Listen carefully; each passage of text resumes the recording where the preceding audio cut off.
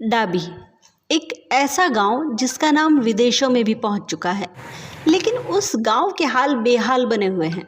आपको बता दें कि बूंदी जिले का डाबी बरड़ क्षेत्र अन्य गांवों की तुलना में बहुत पिछड़ा हुआ है, जबकि डाबी जिले में ही नहीं अन्य राज्यों में भी बूंदी के दुबई के नाम से जाना जाता है।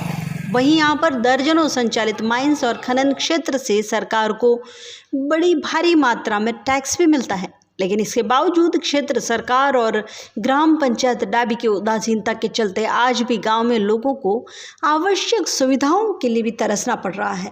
जानकारी के अनुसार लाखों का महीने का टैक्स सरकार के खजाने में भरने वाला डाबी लोगों को ग्राम पंचायत द्वारा दिए जाने वाले पेयजल, रोड लाइट, साफ सफाई जैसी मूलभूत सुविधाओं के लिए भी तरस रहा है। एक ओर तो यहाँ के गांव में लोगों को पीने के पानी के लिए पेयजल की गंभीर समस्या बनी हुई है, तो दूसरी ओर पूरा गांव बरसों से अंधेरे में डूबा रहता है।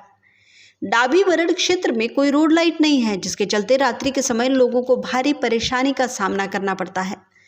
यहाँ लोग रात में टॉर्च लेकर निकलने को मजबूर हैं। वहीं अंधेरे के चलते महिलाएं रात में बाहर नहीं निकल पाती, लेकिन एक जिम्मेदार जनप्रतिनिधि और प्रशासन से सब कुछ देखकर भी अनजान बना हुआ है। और एक ओर देश 21वीं सदी में डिजिटल इंडिया की ओर बढ़ रहा है, तो दूसरी ओर डाबी क्षेत्र में लोगों को मिलने वाली मूलभूत सुविधाओं का अभाव होने के कारण इस क्षेत्र के पिछड़ेपन के हालात पता चलते हैं। वहीं बूंदी जिले में सर्वाधिक राजस्व देने वाला यह क्षेत्र आखिर क्यों मूलभूत सुविधाओं से वंचित है, इसको लेकर जब आम लोगों से बात की गई तो उन्होंने बताया कि कई बार जनप्रतिनिधियों और अधिकारियों को इस बारे में कहा जा चुका है, लेकिन आज तक इस क्षेत्र में कोई भी विकास कार्य नहीं हुआ है। आपको बता दें कि डाबी क्षेत्र माननीय लोकसभा स्पीकर और कोटा बूंदी सांसद ओम बिरला का विधानसभा क्षेत्र होने के बाद भी बरसों से शाम होते ही अंधेरे में डूब जाता है। वहीं अंधेरे के चलते लोगों की आवाजाही भी बंद होने से पूरा क्षेत्र सुनसान सा नजर आता है। डाबी एक ऐसी ग्राम पंचायत है जहां आज भी पूरे गांव में कोई रोड लाइट नहीं है, ना ही कभी किसी ने इसके लिए प्रयास तक किए हैं। लोगों ने बताया कि हर बार चुनाव के दौरान इस समस्या से विधायक और सांसद को अवगत करवाया जाता है, लेकिन चुनाव निकल जाने के बाद से अब तक किसी ने भी उनकी सुध नहीं ली। प्रशासनिक अधिकारी और विद्युत विभाग में भी बरड़ क्षेत्र की उपेक्षा साफ नजर आती है, जबकि इसी क्षेत्र में दर्जनों माइंस होने से रोजाना लाखों रुपए का कारोबार किया जाता है।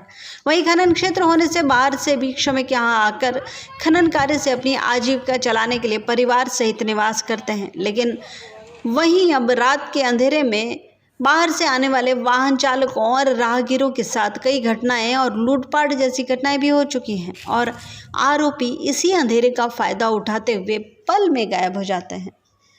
यूँ कहा जा सकता है कि बरड़ के बुधपुरा, गोपालपुरा, लक्ष्मीपुरा, गोवर्धनपुरा, धोरेला, पराना, कराड़ों का पराना, बुधपुरा गांव आदि में रोड लाइट नहीं होने से, मूलभूत सुविधाएं नहीं होने से लोग परेशान होते हैं।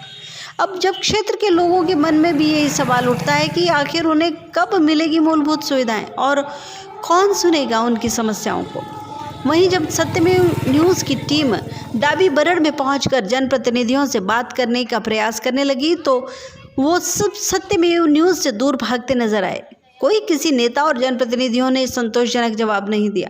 अब देखने वाली बात यह है कि डाबी बरड़ सहित इस क्षेत्र में रोड लाइटें लग पाती है या ये पूरा क्षेत्र अंधेरे में ही दिखाई देता रहेगा। यह एक सोचने समझने का बिंदु है, क्योंकि जब जनप्रतिनिधि ही हाथ झाड़ते हुए नजर आ रहे हैं, अपना पल्ला झाड़ते हुए नजर आ रहे हैं, तो ऐसे में गांव का जिम्मेदार कौन। सत्यमेव न्यूज़ के लिए इस्लाम खान की विशेष रिपोर्ट।